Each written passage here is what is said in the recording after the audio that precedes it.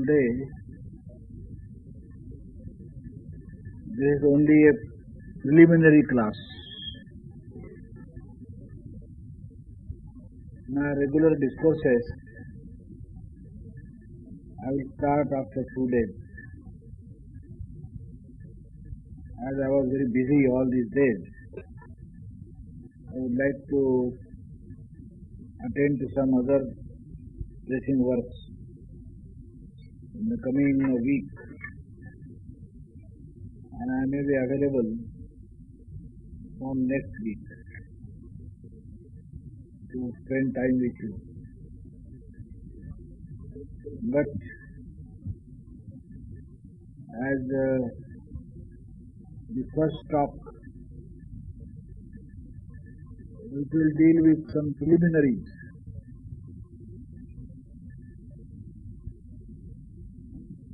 I would like to place two things before you. The very fact that you have come here to participate in this life purpose training class, I can safely presume certain things. The first presumption is that you have in you some urge for service. Urge for service.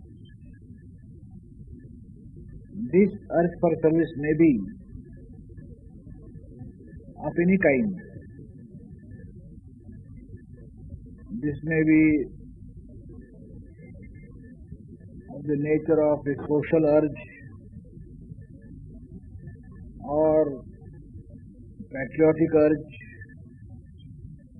or even spiritual urge. Either of the urges. But some urge for service to others, I presume. But for that, perhaps you would not have come here. By social urge, I mean you may have a sort of intense fellow feeling. You might be thinking about the society, the evil customs you see, some superstitions the society is suffering from might have come to your notice, and you must be feeling very bad about it. You may be feeling that, can I do something about it? And that may have made you attracted towards this work. Well, there seems to be an avenue where young ladies can go, and this organization can be a good medium to translate our ideas into action. There is scope even for ladies if they really want to serve the society. If they feel that some custom, some manner, some habits the society has formed, some deterioration that has come into society can be stopped in an organized manner with the help of this organized endeavor. So, out of that social urge, you might have been inspired to come here. Or you might have some patriotic urge.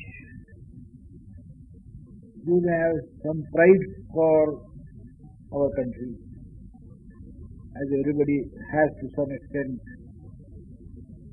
And you read the history, you feel very sore when you come across certain pages which show that our forefathers have not evinced wisdom. We were not up to the mark, and we have received defeats at the hands of foreigners for nothing. We are bravery, we are intelligence, we are everything, but some defects have crept into our society which made us weak. So let our country be again strong. Let us come into our own, and we must do something about it. And if I can be instrumental in bringing about this change, you would feel some sort of fulfillment in life. So the motive force may be patriotic urge also. If it is not of the type of social urge, it might be akin to some patriotic urge. Or as I said, it may be spiritual urge. Though you are all young and it's said that the spirituality to manifest itself in its proper form, one has to reach that mature age. But still, when you might have read about philosophy, going through Gita, Upanishads, as you are all graduates, and you had opportunity to read even classical literature, deep literature, not simply novels and the shallow literature that we get in the market.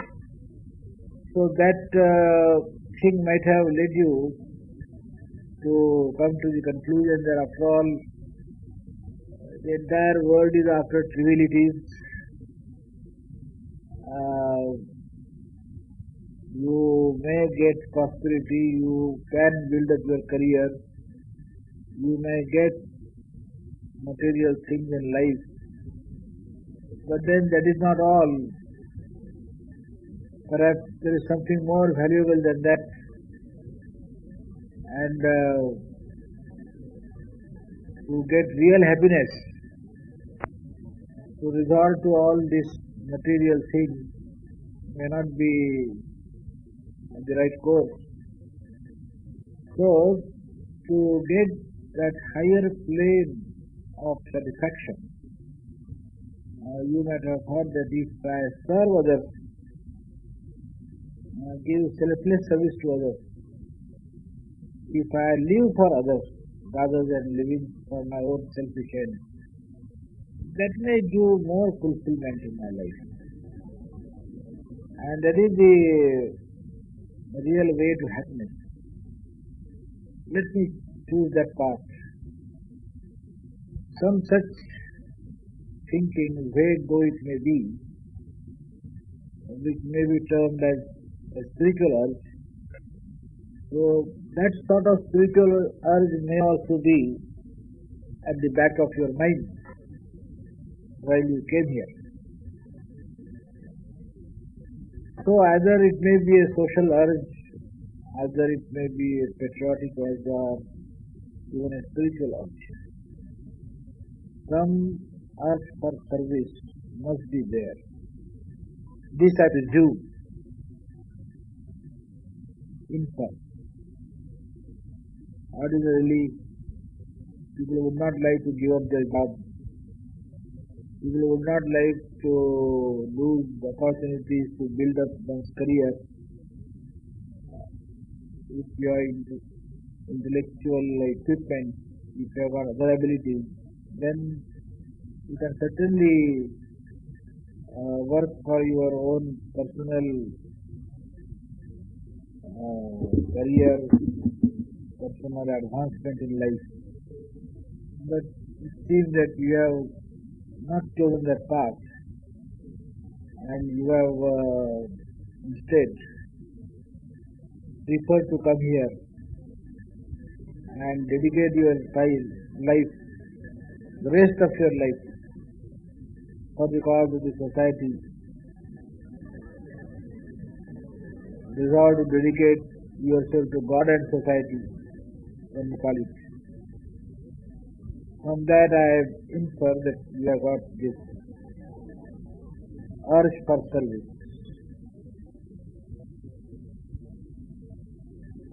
Then I presume that you have come here with this urge in your mind.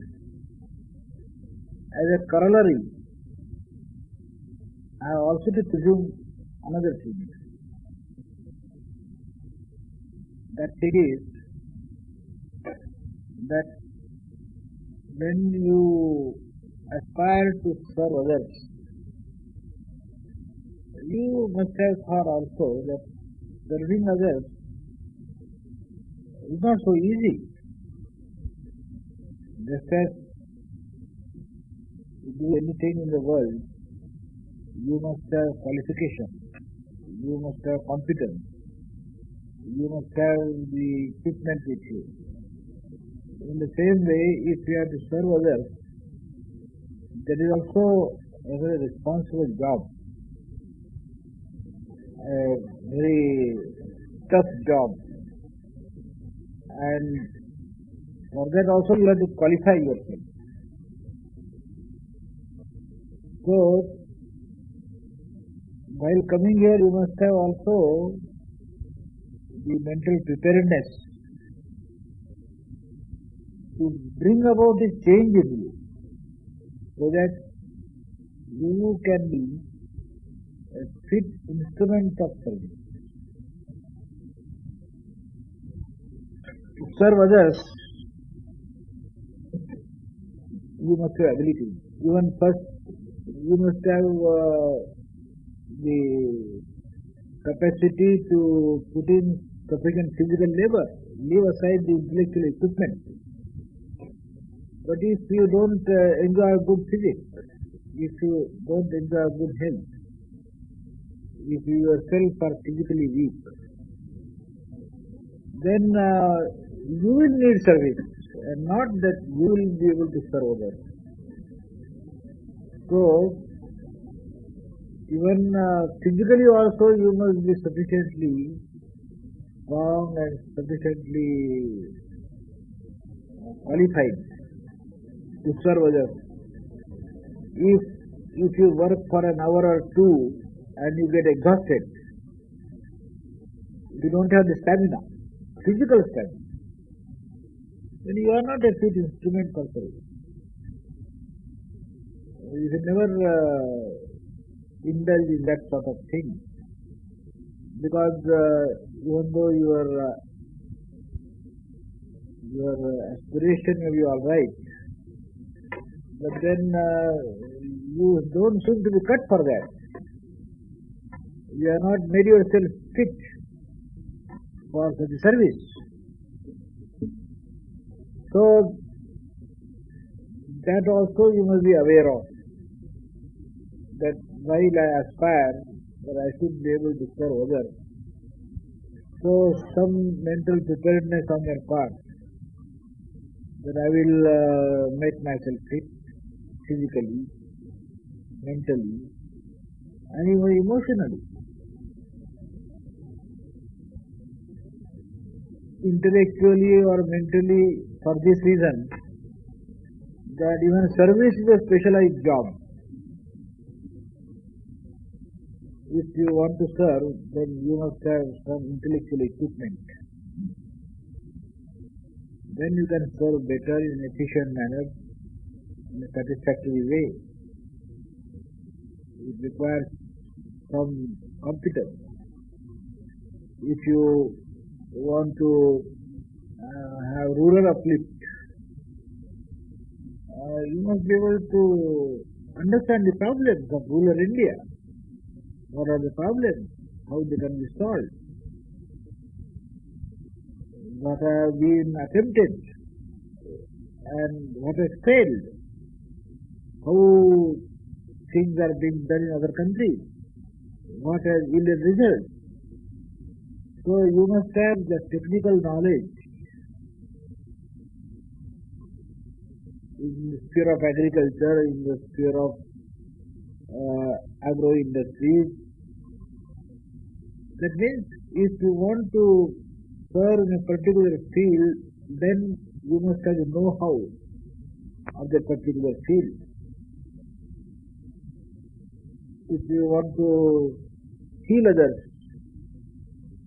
if you want to be of some medical help to the sick, you must know what ailment, what remedy is to be used. So, in every sphere of service, one has to be qualified, and one must have the know-how of that particular sphere. That means you must have information, and to gather information you require some faculties, intellectual equipment. Your intellect must be sharp to understand the intricacies of problems, and then it's not enough if you know the academical side. Some information you have gathered, you can describe. But in the sphere of service, you deal with human material. So you must have the capacity to deal with men and matter. While you take up any work, some sort of administration comes. You must have administrative ability. If 10 persons work together, you must know how to take work from 10 persons. How to establish rapport between those 10 persons. How to create a team so that they can work as one man. So many things are involved in this. In short, we may say that you are aware that your intellectual equipment, your abilities, your faculties, they must develop, and from that point of view also, you must turn yourself into a fit instrument. Physically you must be all right, intellectually you must be all right. You must be equal to the job. Equal to the job. You should not fall short of expectations. Wherever you are placed, wherever you go for work, whatever the expectations, you will be able to fulfill those expectations. Then, emotionally, you must have a proper makeup. A person, if he is short-tempered, is no good for any work of service. Those who are social workers, they have to handle many situations. They have to face variety of situations. Situations are such that they may provoke you into anger. But then if you lose your temper, if you lose your equilibrium, then you lose right to serve others.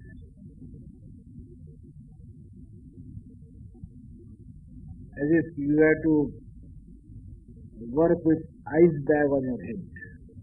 You must be so cool and so sober. And that soberness is not to be worn like just as you wear coat and wear sari and wear garments. So for a particular occasion, you just wore this soberness. That is not going to help. That must be a part of your being. That must be a part of your being. The whole emotional makeup you have to change. You have to see that you are a person who can adapt with everybody, adjust with everybody. You can be at home with everybody. You are a meeting point of all. If you develop such attitude, if your emotional makeup is like that, then you are a fit instrument for service. With your ego, if you have too much of an ego, if you are too much individualistic, if you are too much obsessed with your views,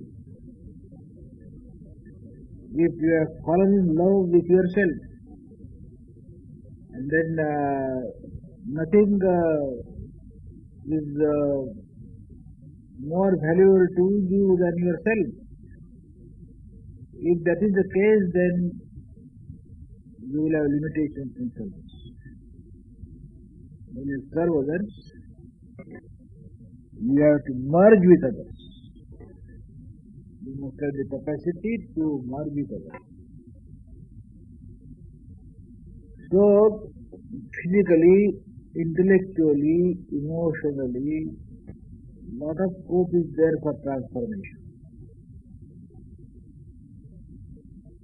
And to be a fit instrument of service, this transformation is a must. Naturally, the second presumption is this, that you are willing to get yourself transformed. You are willing to get yourself transformed. You cannot say that, well, I am prepared to serve. No, use me as I am. Just as, at the door, there is a mat. It is written there, use me. Suppose the mat is so dirty that instead of using that mat, it is better to not to use it. Simply saying, use me as I am. When you say use me, that means I make myself worthy of being used. So, with this attitude, you cannot go in for service. Certainly you say use me because you are for service. When you declare yourself as a Vivekananda Kendra worker, people will say here is a person who is ready to serve. His services can be used. He is for that. But then we must see that we are usable and our use will yield the desired result. So, it means that we are ready to be transformed. We are willing to be transformed. When one is willing to be transformed, how it is achieved? It is by undergoing certain discipline. Herein the role of discipline comes. Only by discipline that you can transform it. Certain things are to be done, certain things are not to be done. Certain way is to be followed, certain routes are to be avoided. all those things, they put you into a drilling machine of discipline. When you put yourself into a machine, well, there are difficulties. You feel momentary unhappiness because you are not accustomed to it. If you want to serve poor people, and if you are accustomed to have only rich diet, you cannot do without this, do without that. In a day's course, you require 100 things and serve poor. Especially, you will have to bring about such a change in you that you can do away with so many things. And you are able to live with a poor man. You are able to be at home with him. Then only you can serve the poor. So, this requires a lot of discipline. All your habits, they may not be adequate. Your food habits, your other habits might be inconsistent with the role you want to play. Your habits have to be changed. Likings are to be changed. Liking, disliking, taste, habits, all things, they need a radical change wherever necessary. So, this is the second presumption, that you are ready for it. You are prepared to undergo the discipline. So that you could be fashioned. You see, to have a lofty ideal means so many other things. It is not an intellectual exercise to have a lofty ideal. When one says, I am an idealist, it doesn't mean that he thinks of higher things. When you think of higher things and you want to be an idealist, then the whole lofty ideal must be reflected in your life.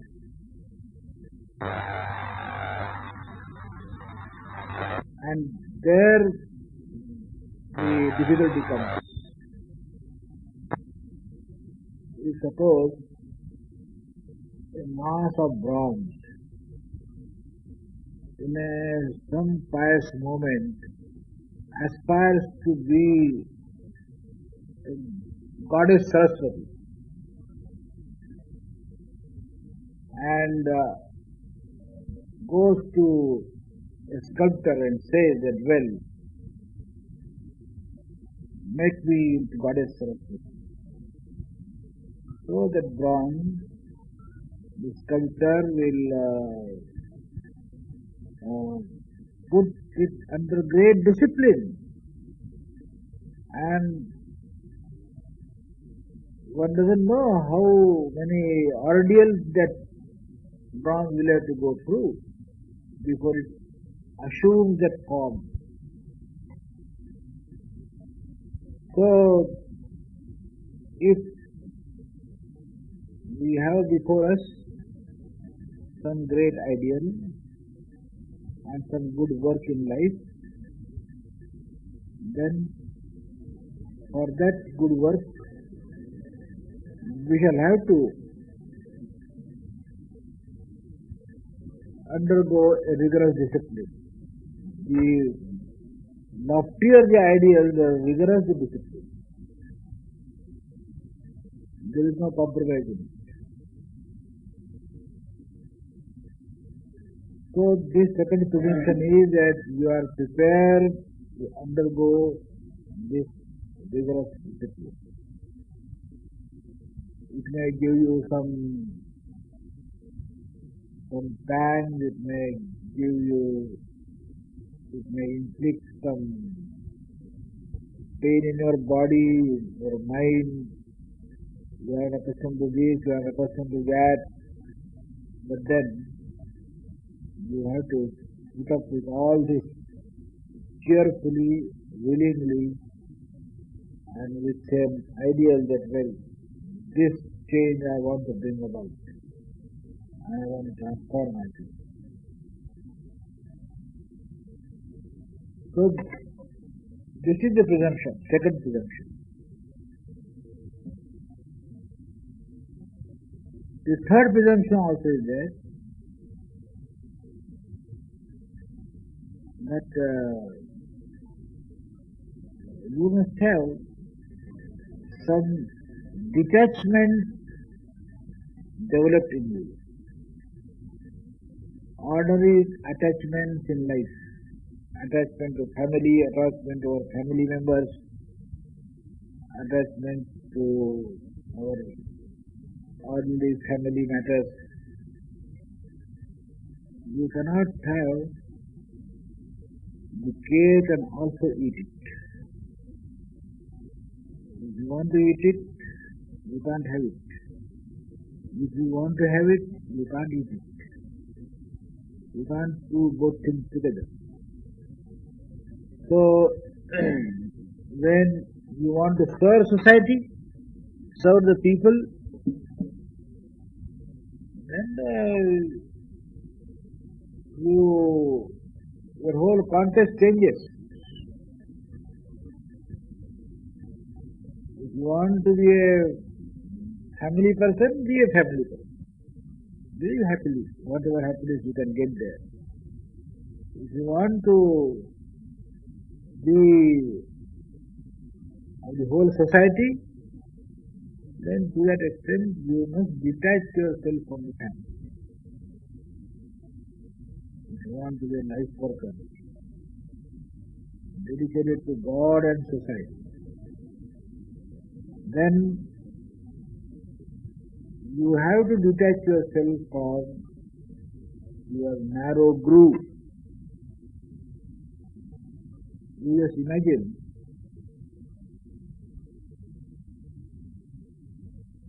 a train on a branch line.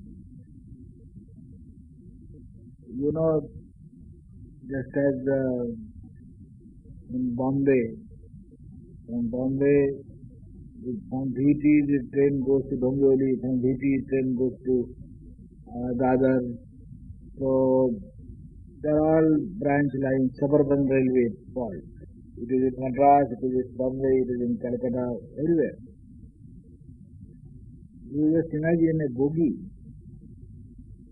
of a suburban railway. Suppose that bogie feels that what is this?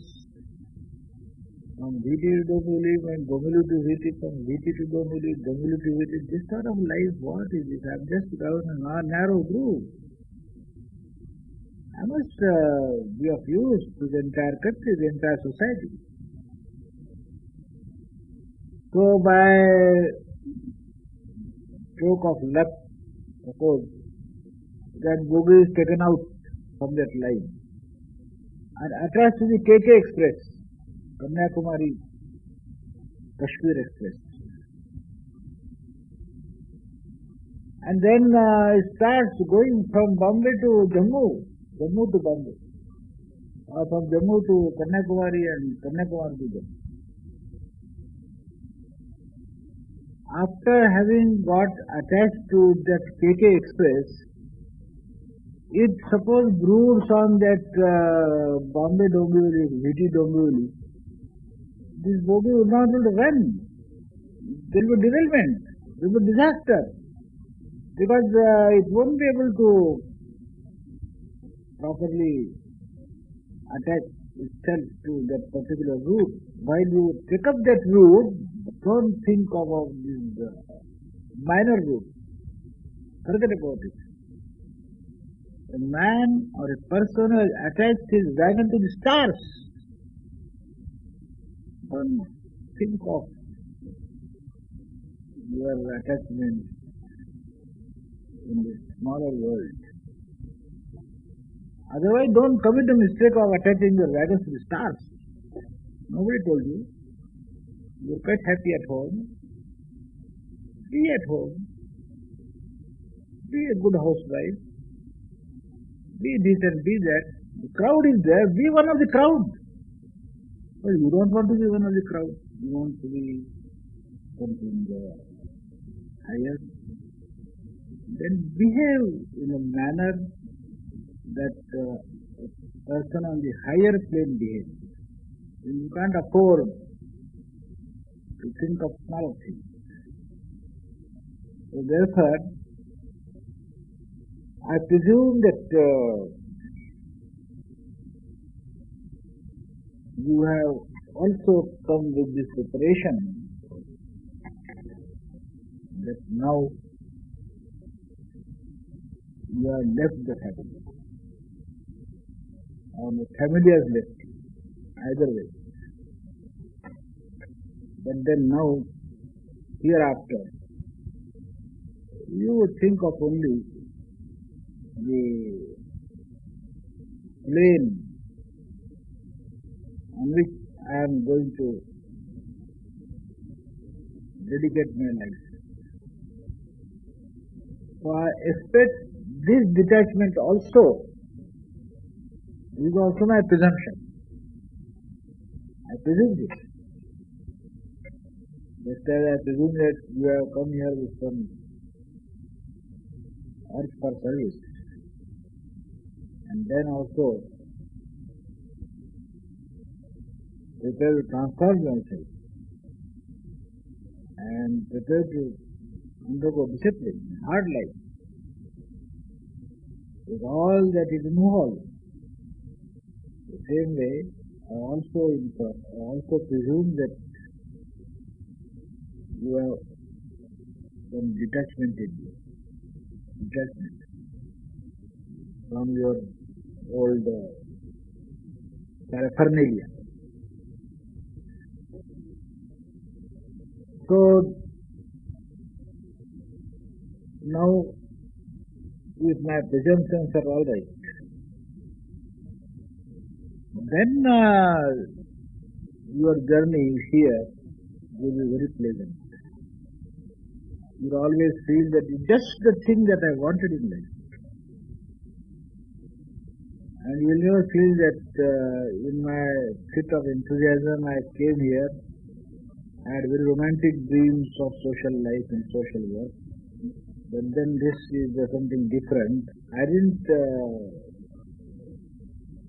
bargain for this. I don't mind if you drop. I don't mind you drop. But if you are really serious about it, then this is the right place for you.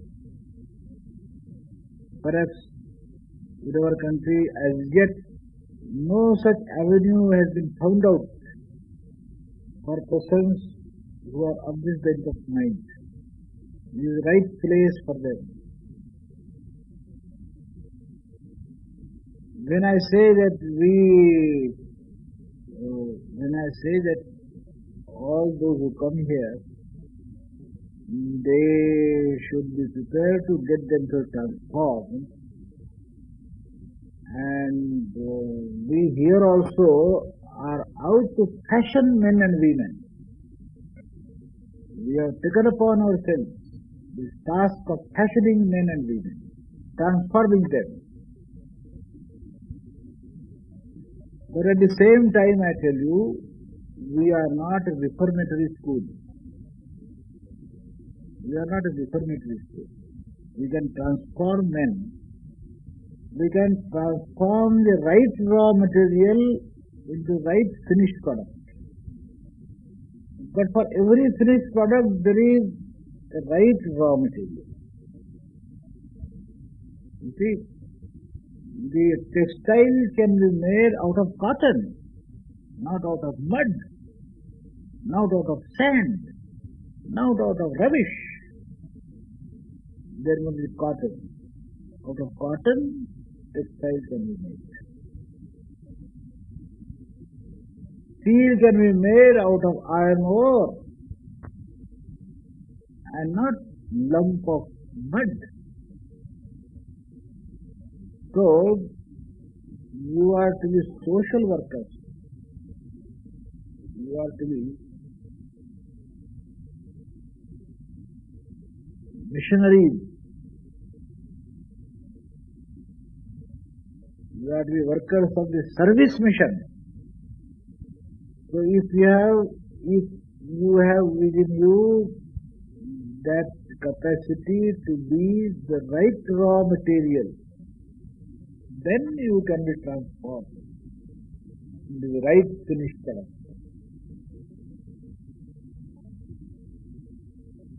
If you are having the potentialities,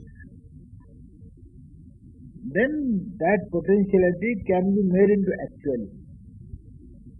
If you have got all those things latent in you, those things can be made patent.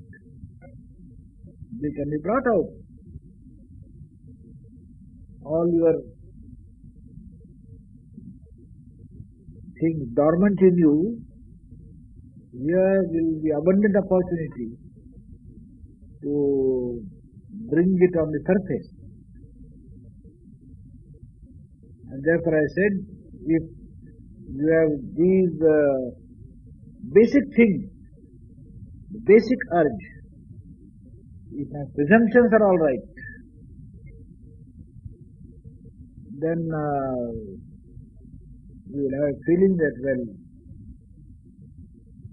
God is great and He has brought me to the right place. Now I have to receive as much as I can so that I can implement it in all my life thereafter. So this is what I wanted to tell you in this preliminary class. As I said, regular discourses I will start later on. But what I have said by way of this preliminary talk, you think of it, cogitate over it, ruminate, and see whether what I have said is correct. And then you follow the course that will be talked out for you. You have to be here for full 3 months. The whole program will be packed from 4:30 in the morning to 10 o'clock in the night. You will be given food physically, intellectually, and effort will be made to bring about change in the outer being and the inner being of yours. The only thing is that you should cooperate and see that you surrender completely, lock, stock and barrel to the drilling machine set up here. If you surrender like this, we assure you, you will be absolutely a changed person. 1979 March. Your acquaintances will not be able to recognize. You will change beyond recognition. This much we assure you.